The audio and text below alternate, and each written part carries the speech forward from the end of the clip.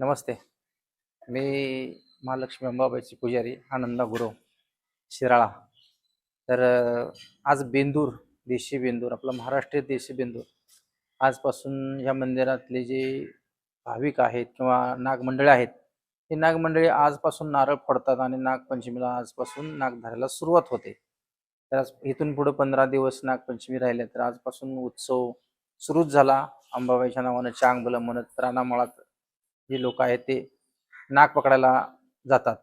आणि मुख्य दिवस आहे तो नागपंचमीच्या आदल्या दिवशी, नागपंचमी दिवशी आणि त्याच्या दुसऱ्या दिवशी, असा 3 दिवस उत्सव असतो. तर ह्या उत्सवामध्ये मेन म्हणजे नागपंचमीचा जो उत्सव आहे तो पालखीचा सोहळा, नैवेद्य, महालक्ष्मीची पूजा, नागाची पूजा, पालखीची पूजा, पालखीची मिरवणूक, हे सर्व त्या उत्सवामध्ये होते. तरी बघू शकता आपण महालक्ष्मीची मूर्ती आहे. ही मूर्ती मेन अंबाबाईची मूर्ती आहे. याचा उत्सव असतो.